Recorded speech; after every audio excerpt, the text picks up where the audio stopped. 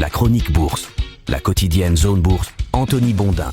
Bonjour à toutes et à tous, bienvenue dans ce point de marché Zone Bourse du lundi 2 mars 2026. Il s'appelle ce matin un saut dans l'inconnu. Les États-Unis et Israël ont lancé samedi l'opération Epic Fury, une campagne de frappes aériennes visant essentiellement des infrastructures militaires et les principaux dirigeants iraniens. L'objectif de Donald Trump et de Benjamin Netanyahou, c'est de mettre fin au régime des Mollahs, ce qui serait une vraie bascule pour le Moyen-Orient, mais c'est aussi un énorme risque pris par le locataire de la Maison Blanche. On va beaucoup en parler ce matin. Une fois de plus donc, Donald Trump a pris tout le monde de court. Les investisseurs étaient partis en week-end en essayant d'imaginer quel nouveau secteur allait être secoué par l'IA et en se projetant sur les prochains chiffres de l'emploi américain. Eh bien tout cela a été balayé en quelques heures, et pour bien comprendre ce qui s'est joué au cours du week-end, il faut commencer par faire un petit retour en arrière. En janvier, une vague de protestations avait fait vaciller le régime en Iran, qui a réprimé brutalement sa population. Donald Trump a alors menacé d'intervenir avant de se raviser, puis les États-Unis ont amassé d'importantes forces dans la région, et en parallèle, Washington et Téhéran avaient repris un cycle de négociations sous médiation omanaise. La tension est à nouveau remontée d'un cran il y a 10 jours lorsqu'un article d'Axios avait indiqué que les États-Unis étaient proches d'une guerre avec l'Iran, mais le sujet était vite repassé au second plan avec l'invalidation des droits de douane par la Cour suprême et les craintes de disruption liées à l'IA. D'autant plus que les négociateurs américains et iraniens avaient fait état de progrès à Genève la semaine dernière. Ils prévoyaient d'ailleurs de poursuivre leurs discussions au niveau technique cette semaine depuis Vienne.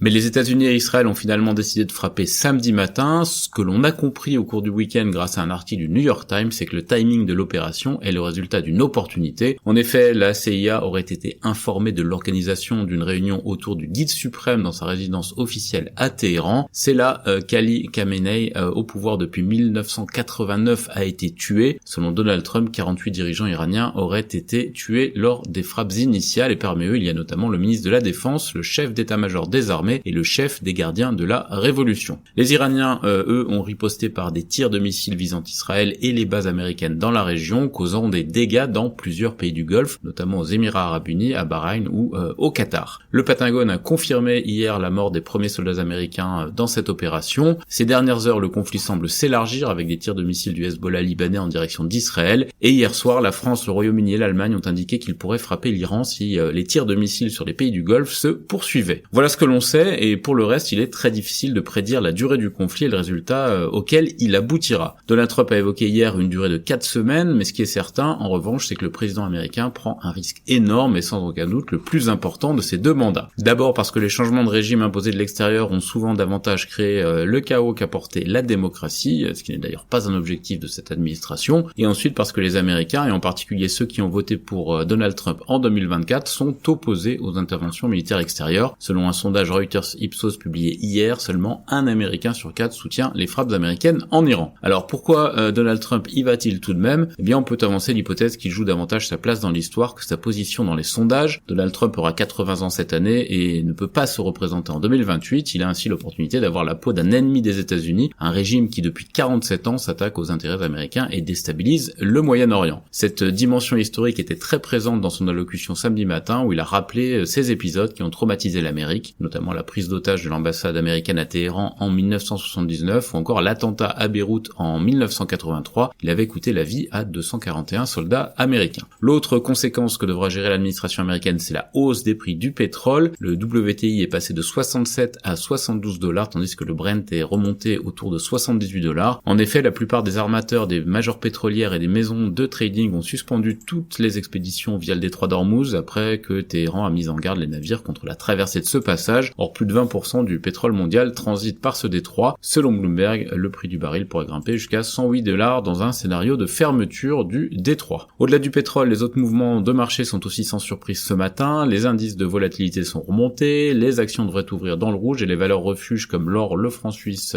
ou les taux jouent leur rôle. Les valeurs pétrolières devraient être les gagnantes de la journée. À l'opposé, le secteur aérien est attendu en nette baisse alors que le trafic est fortement perturbé dans le Golfe, sans compter évidemment le double effet de la hausse des prix du pétrole sur les cours du kérosène. Les affrontements au Moyen-Orient devraient sans doute dominer l'actualité dans les prochains jours, et pour ne pas dire écraser tout le reste, mais on a quand même un agenda macro avec un grand rendez-vous qui sera le rapport sur l'emploi du mois de février aux États-Unis à 2 semaines de la prochaine réunion de la Fed. Ça, c'est prévu vendredi. Du côté des entreprises, la saison des résultats n'est pas encore tout à fait terminée. En Europe, on a Thales, ASM International, Bayer ou encore Adidas. Côté États-Unis, on aura CrowdStrike, Marvell, Costco et surtout Broadcom. Ce matin, les indicateurs avancés sont fortement baissiers sur les marchés occidentaux. En Asie-Pacifique, l'indice MSCI local perd 1,3%. La plupart des marchés de la région ont reculé, hormis l'Australie qui est plutôt stable. En tout cas, la volatilité va rester forte au gré des annonces. On notera quand même que les autorités iraniennes et Donald Trump semblent avoir ouvert la voie au dialogue. Alors ça va pas faire cesser les bombardements à court terme, mais cela montre quand même que toutes les portes ne sont pas fermées.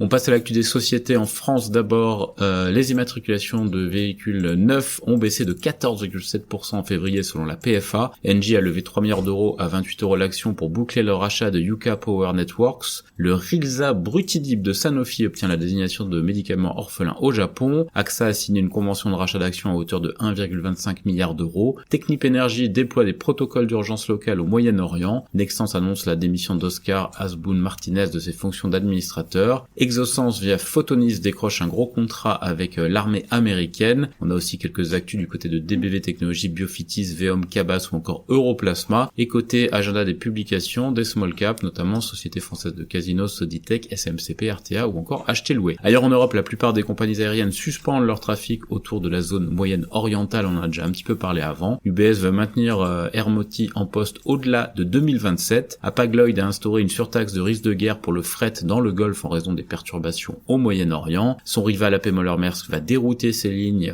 du Moyen-Orient autour de l'Afrique. Par ailleurs, Roche a annoncé qu'un de ses traitements réduit le taux de rechute dans un essai de phase avancée sur la sclérose en plaques. Avolta annule 4,9 millions de ses propres actions et SGS acquiert Granite River Labs Services. Côté publication en Europe, on a les premières annonces de la semaine, c'est Bank of Ireland, Smith & Nephew ou encore Galp Energia. Côté Amérique du Nord, Nvidia prévoit une nouvelle puce pour accélérer le traitement de l'IA et bouleverser le marché de l'informatique selon le Wall Street Journal. Moody's indique que la note de Warner Bros reste sous surveillance pour une possible dégradation après l'annonce de son rachat par Paramount, et Tesla augmente le prix de la version la moins chère de son Cybertruck aux États-Unis. Côté publication en Amérique du Nord, EcoStar, MongoDB, AST Space Mobile, Venture Global ou Credo Technologies. Ailleurs dans le monde, Toyota a relevé le prix de son offre sur sa filiale Toyota Industries et le fonds activiste Elliott a accepté ce nouveau prix d'offre. SoftBank va investir 30 milliards de dollars supplémentaires dans OpenAI. Berkshire Hathaway accroît de 9,5 à 10,1% sa participation dans Hitoshu et Xiaomi va créer un comité de sécurité après plusieurs accidents impliquant ses véhicules. Sur l'agenda des publis en Asie-Pacifique, Minimax ou encore SM Investments Corporation. C'est terminé pour ce premier point de marché de la semaine. Excellente journée à toutes et à tous.